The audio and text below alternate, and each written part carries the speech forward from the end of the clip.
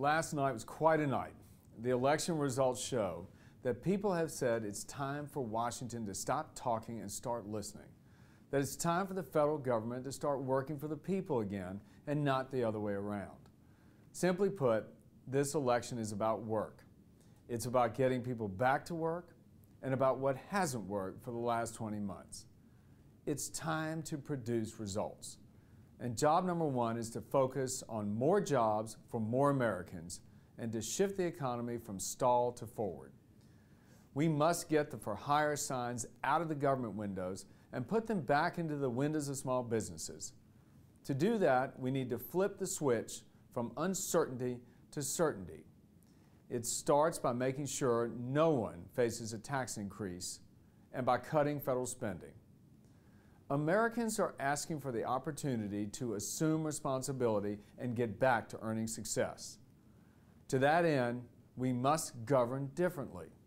Not just differently than the Democrats, but differently from our previous majority as well. We need to change the culture of Washington. That is why I'm announcing my intention to stand for election as leader of the new House Republican majority. I'm under no false illusions. Many of those who cast their vote for Republicans yesterday have their share of doubts about whether we have learned our lesson. I harbor no such doubts.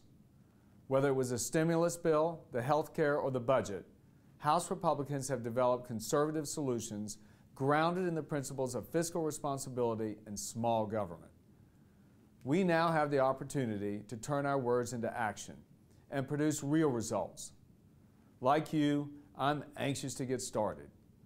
On my website, I've outlined some thoughts on how we can begin this effort, with a particular focus on jobs, reducing government spending, putting in place a new standard for prioritizing legislation, and strengthening oversight. In thinking about and preparing this plan to deliver on our commitment, I found myself guided by one simple proposition, which I believe will be instructive for our efforts over the next 2 years. Are my efforts addressing job creation and the economy? Are they reducing spending? And are they shrinking the size of the federal government while increasing and protecting liberty? If not, why am I doing it? Why are we doing it? I welcome your feedback on these ideas. I know that by changing the culture of Washington and focusing on our priorities, we will deliver on the conservative governance we have promised. Thanks for listening.